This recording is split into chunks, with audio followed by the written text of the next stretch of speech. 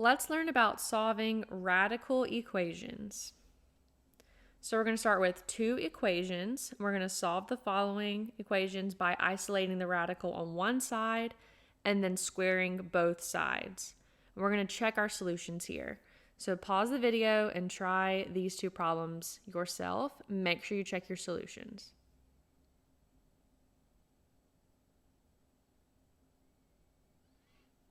Okay, so when we're solving the first equation, because we're solving for x, we want to isolate our square root first. So we start by adding 5 to both sides of our equation. So we get the square root of 2x plus 1 equals 3. And now to undo the square root, we're going to square both sides because squaring is the inverse operation of square rooting. When we square both sides, it undoes the square root on the left-hand side, and then 3 squared gives us 9. All right, and now we're just going to solve our two-step equation. We subtract 1 from both sides, divide both sides by 2. We get 4 as our solution. But our instructions wanted us to check the solution. So to check a solution, we're seeing if we substitute this value back in for x, will it make the equation true? So we're going to replace x with 4. And then we're going to simplify. So 2 times 4 gives us 8. 8 plus 1 is 9. The square root of 9 is 3. And 3 minus 5 is negative 2. Because negative 2 equals negative 2 is a true statement, we know that this is a solution. So 4 is our solution here. Now let's look at our second equation. We're going to start by subtracting 5 from both sides.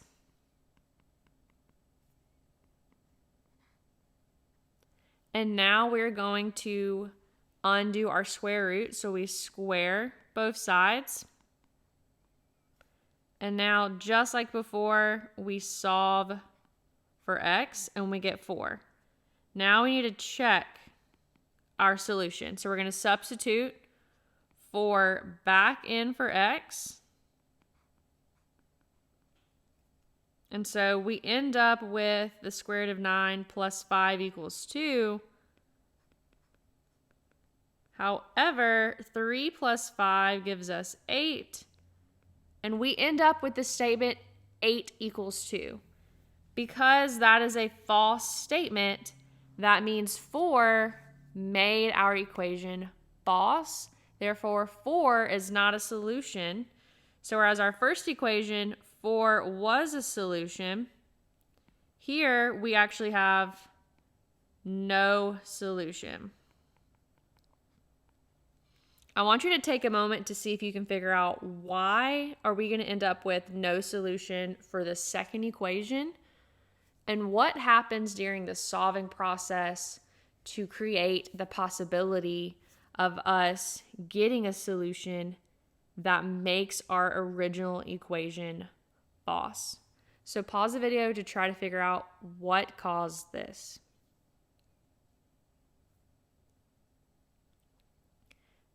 So what happened here is when we were in the solving process, we created an equation that produced a solution for that intermediate equation. However, that was not a solution to the original equation.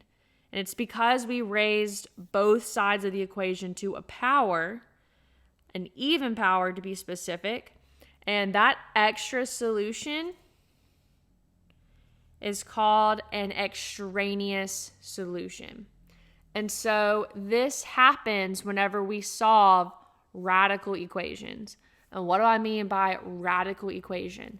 I mean a square root. A square root is a radical. So whenever we solve radicals or we solve square root equations, we have to check the solution. We have to see, does the value we've got during the solving process make the original equation true?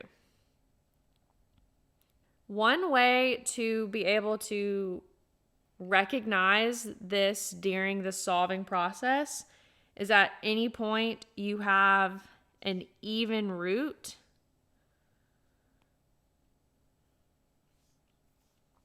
set equal to a negative number. Because we know we can't take the square root of a real number here to result in a negative solution. So out of these options here,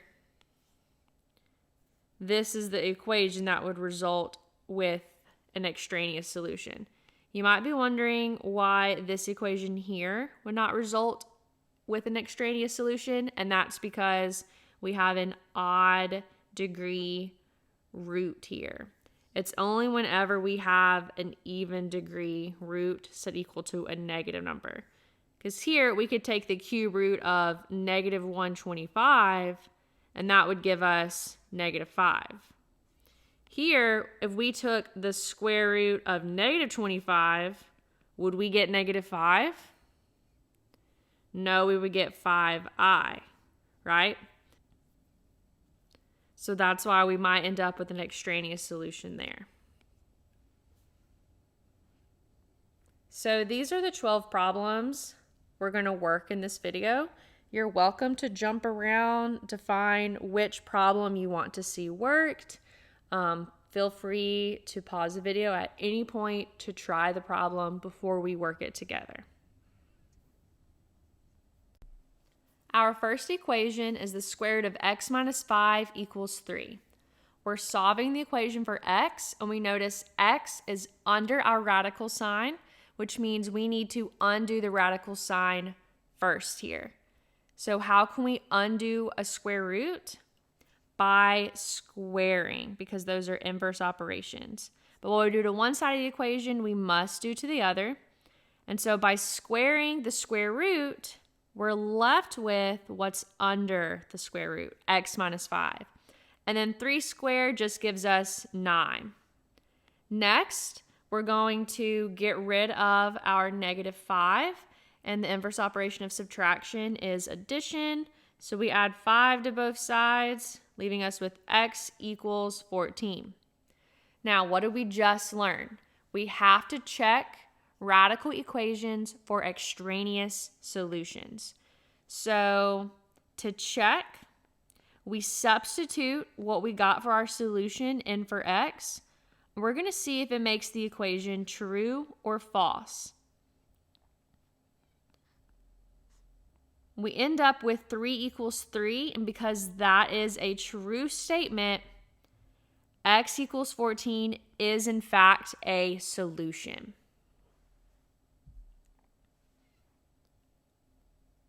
Our next problem is 2 times the square root of x plus 3 equals 10.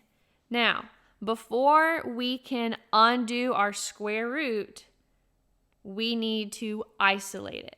So we're going to start with our 2, and because that is 2 times the square root, to undo multiplication, we're going to divide.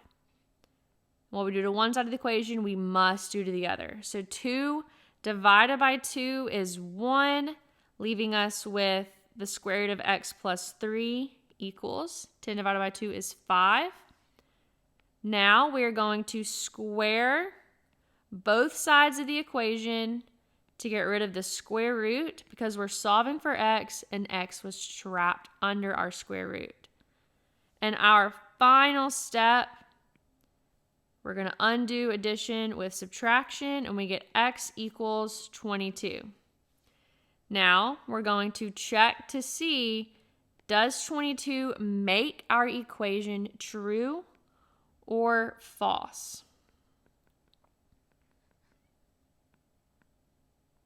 So we just use our order of operations here. And we end up with 10 equals 10. That is a true statement. Therefore, x equals 22 is in fact our solution. Our next problem, we have a negative square root of 3x minus 5 set equal to -1. Now, this -1 in front is an understood -1. And how can we undo a -1? Well, it's being multiplied, so we are going to divide both sides by -1. And we end up with the square root of 3x minus 5 equals 1.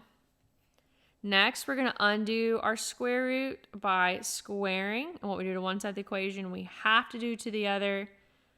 Squaring and square rooting are inverses, so we're left with 3x minus 5 equals 1. Now we're going to add 5 to both sides. And we get 3x equals 6. And then our final step is to divide both sides by 3. To undo that multiplication, we get x equals 2. Well, now we want to check to see if 2 makes our original equation true or false. So we substitute 2 in for x, and now we're going to simplify. So 3 times 2 is 6. 6 minus 5 gives us 1. Square root of 1 is in fact 1. And with that negative sign in front, we end up with -1 equals -1, which is a true statement, meaning x equals 2 is in fact our solution.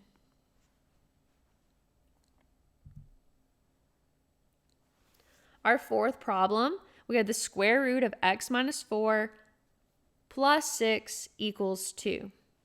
Now we're solving for x, and we notice x is under our radical sign. However, the radical is not alone. It's not the only term on the left-hand side of the equal sign. We also have plus 6. So we actually need to isolate the square root before we can undo it. So our first step is to subtract 6 from both sides. That'll undo the addition we have here, leaving our square root to be by itself. And now we're going to undo our square root. And to undo a square root, we're going to square it.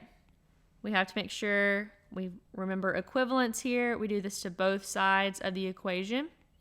And then our last step, we add 4 to both sides, resulting in x equals 20. Well, now we need to check to see, does 20 make our original equation true or false? So we're going to substitute 20 in for x. We get the square root of 16, which gives us 4. 4 plus 6 is 10. 10 equals 2 is a false statement. Therefore, we have no solution.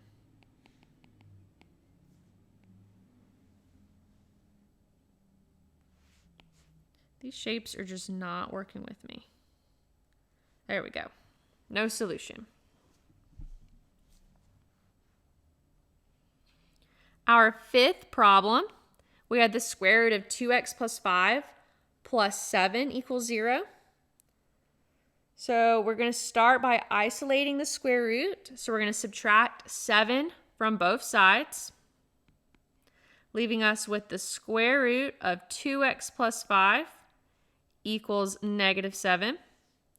Next, we're going to square both sides, resulting in 2x plus 5 equals 49. Next, we are going to subtract 5 from both sides.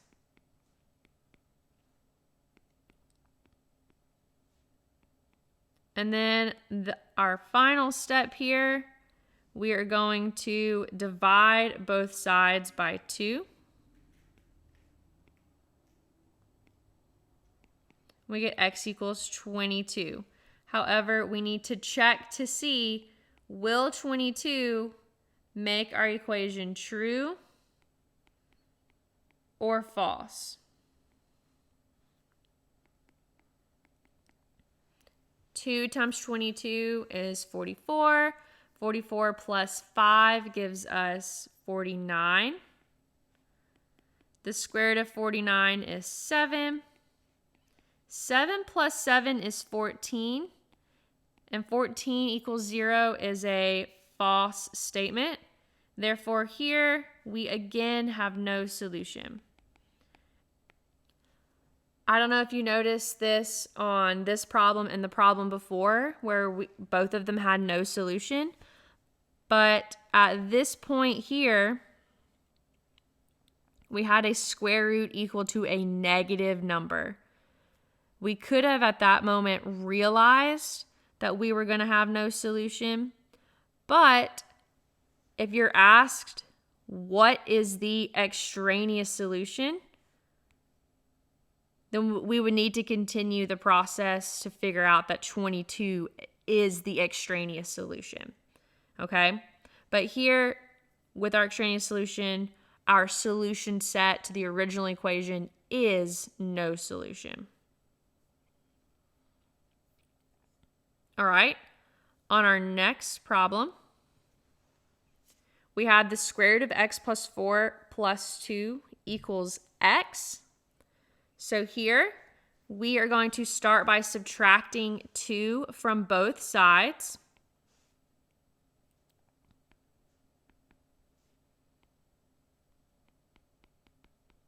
We get the square root of x plus 4 equals x minus 2. And then here, we need to square both sides to undo this square root. Because remember, once we have a radical isolated, now we can use its inverse operation to undo it because we are solving for x. The reason why we're taking this approach is because we need to get rid of the radical before we can do anything with both x's. Because if an x is trapped under the radical, we cannot combine it with any other x's. That's why this is our first step. Now, we have x minus 2 squared. If you are tempted to distribute the exponent, no. This means x minus 2 times x minus 2. Remember, squaring means multiply something twice, or you might think multiply something by itself. So that counts with binomials as well.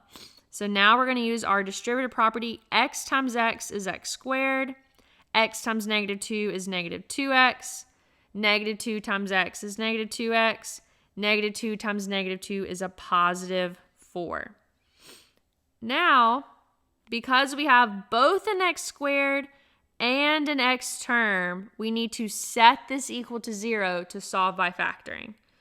So I'm going to move the x over, I'm going to move the 4 over, and then I'm going to combine like terms.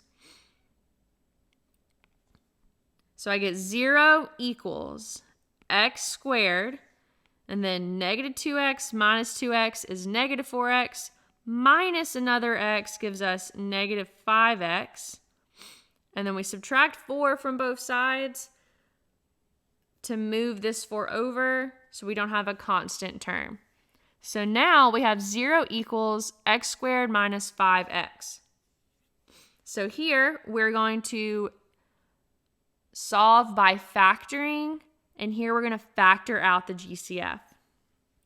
So our GCF is x, leaving us with x minus 5 as our second factor.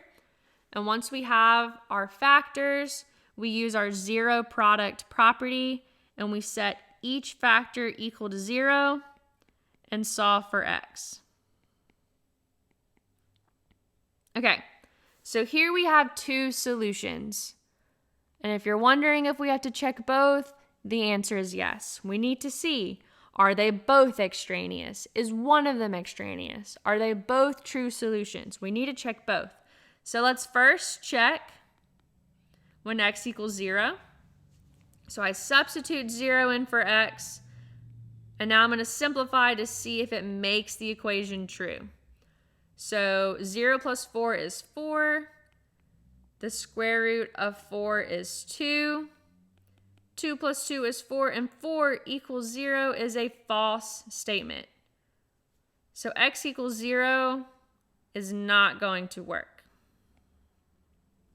All right, now let's try x equals 5. So I substitute 5 in for every x we see. 5 plus 4 is 9. And the square root of 9 is 3. And 3 plus 2 is in fact 5. So 5 equals 5 is a true statement, meaning x equals 5 is in fact our solution here. So we still only had one solution, but we also have an extraneous solution of 0. So our solution is 5, and our extraneous solution or our extra solution is 0. All right, we're halfway done with our examples. Here we have problem 7. We notice we have an x over here and an x over here. But remember what we talked about on the previous problem? We need to get rid of our radical before we can try to combine these x's. So our first step here is to square both sides. That gets rid of the square root over here, and then here we know we need to multiply x minus 12 by itself. And now we are going to double distribute.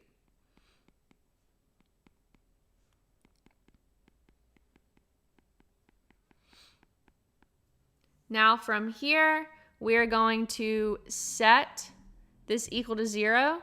And you can move all of these terms over here if you want. I personally am going to just move this x over here. That is just a shorter step for me. So we have negative 12x minus 12x, so that gives us negative 24x. But we're going to subtract another x, giving us negative 25x.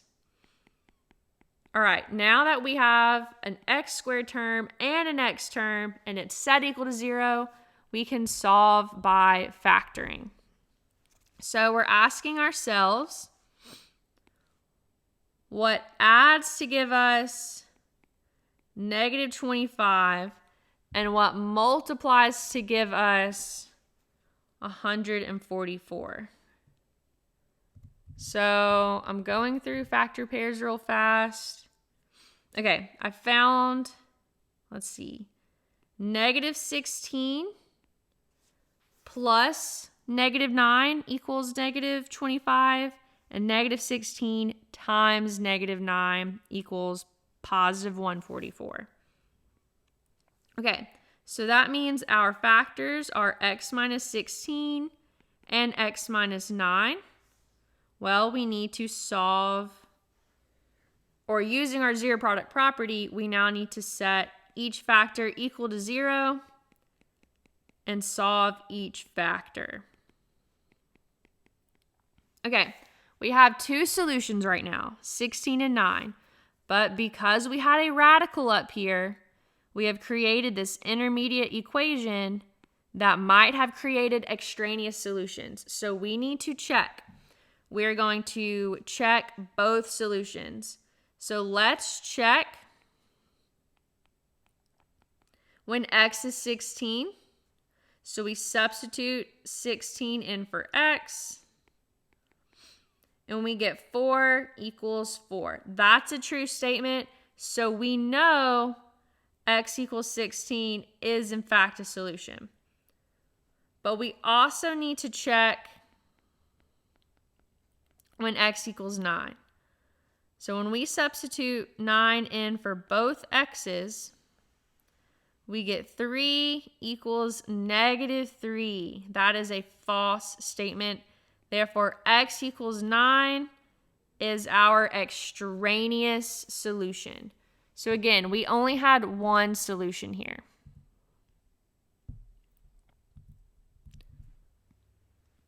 All right, problem 8. We have the square root of x plus 2 minus x equals 0. So we're going to start by adding x to both sides.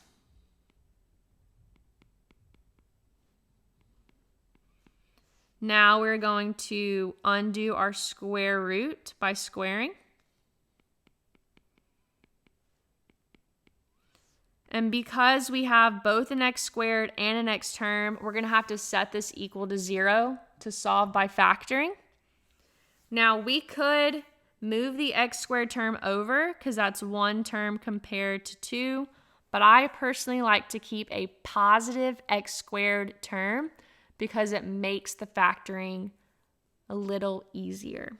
So I'm actually going to move the x over and the 2 over. So I subtract x from both sides and I subtract 2 from both sides.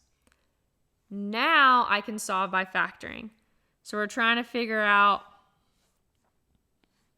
what is going to add to give us -1, what multiplies to give us -2. So if you're thinking -2 and +1, that would work for both our sum and product here. So that gives us the factors x minus 2 and x plus 1. So now we can use our zero product property and set each factor equal to 0 to solve. All right, so now we have 2 solutions to check here. We're going to start by checking x equals 2.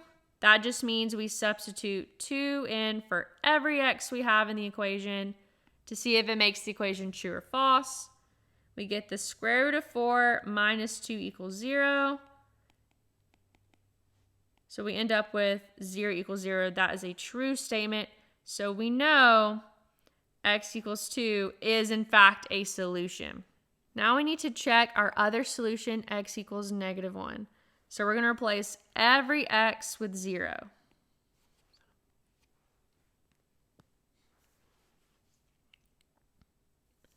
Now we're going to check our other solution, x equals -1. So we're going to replace every x with -1. And be careful, because it's minus x, that's minus -1. So we're checking x equals -1. We get the square root of 1 minus -1 is +1. So we get 1 plus 1, and 2 equals 0 is a false statement. Therefore, -1 is an extraneous solution. It's extra because of our solving process, creating this other half of a square root because of our quadratic inverse.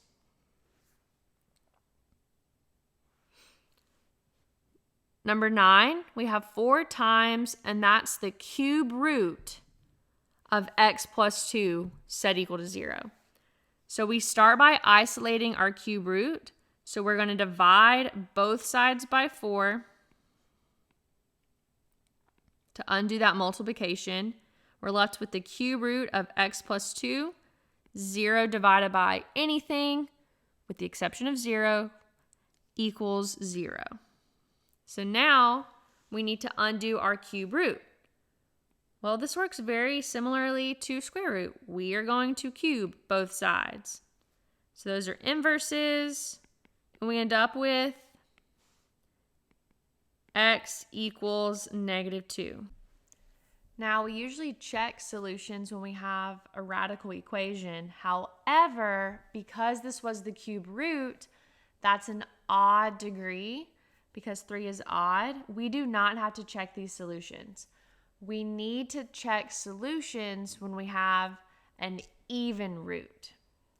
So here, -2 is our solution. Number 10.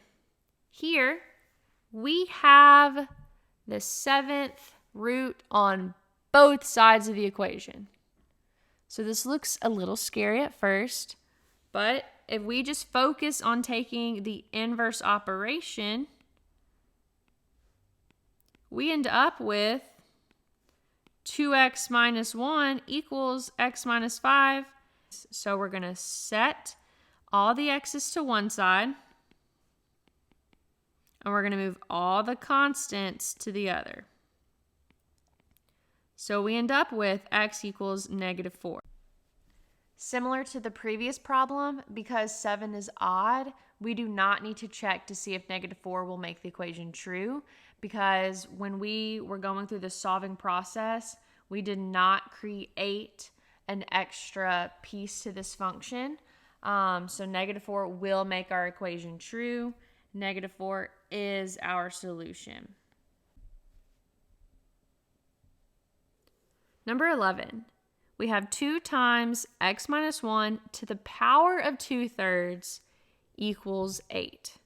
So before we can even wonder what this means, let's isolate this. So we need to undo 2 times x minus 1 to the power of 2/3. So that means we're going to start by dividing both sides by 2. Leaving us with x minus 1 to the power of 2/3 equaling 4. Now there are a few ways to approach this problem. I personally like to raise this to the power of our exponent's reciprocal, because we know about our laws of exponents. A power raised to a power means we multiply those powers.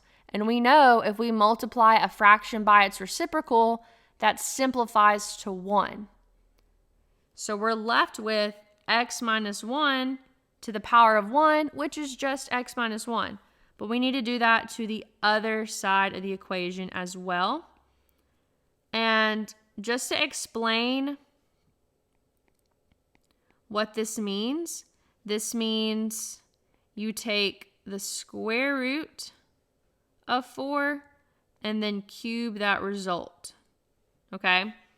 Whenever we have a number in the denominator, that's the radical. The number in the numerator, that is the power. So the square root of 4, that is just 2. And then 2 cubed is 8. So we're left with x minus 1 equals 8. However, because we took the square root during the solving process, this is in fact plus or minus 8, because here we had plus or minus 2. So what does that mean? That means that we need to break this apart to be 2 equations. We have x minus 1 equals positive 8 and x minus 1 equals -8.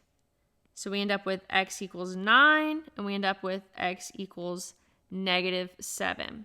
So now we have 2 solutions we need to check. Let's start by checking x equals 9. So we substitute 9 back into the equation.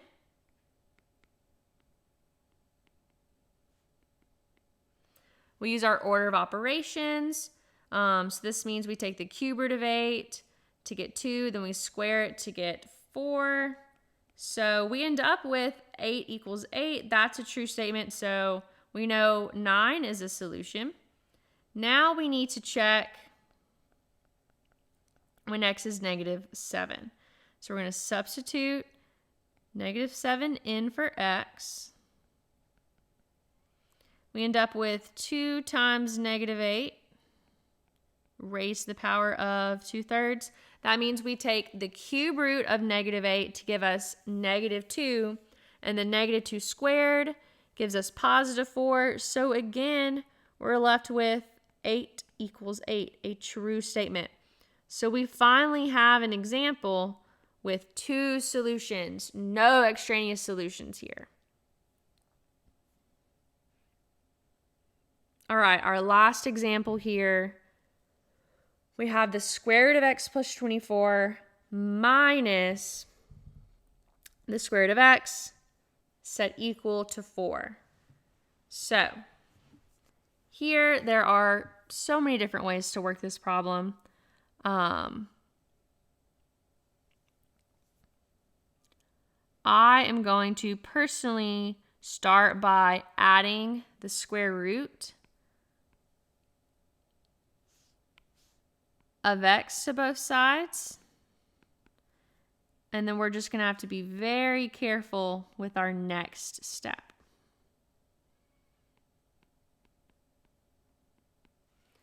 All right, here we need to undo this square root. And we can do that by squaring, but that means we need to square this whole side, because when you square, it happens to both full sides of the equation. So our right-hand side is 4 plus the square root of x times 4 plus the square root of x. So let's carefully go through and distribute our right-hand side. 4 times 4 gives us 16.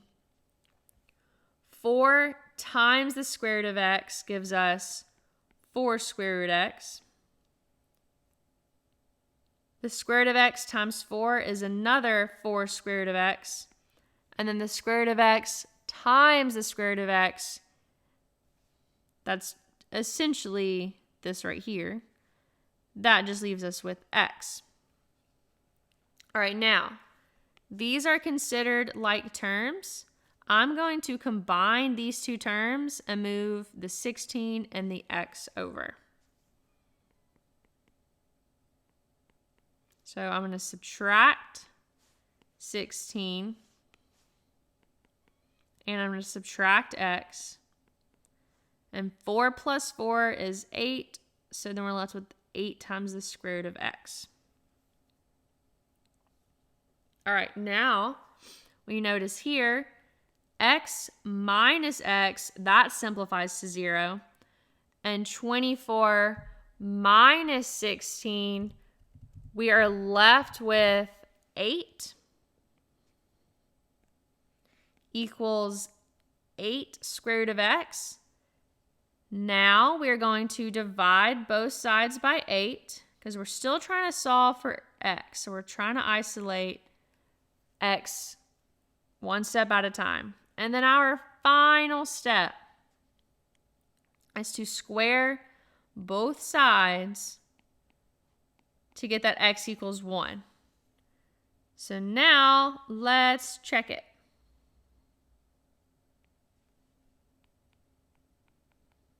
We substitute 1 in for both x's. And now we are going to simplify.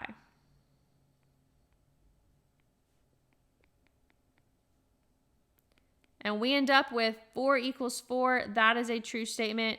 Therefore, 1 is in fact our solution.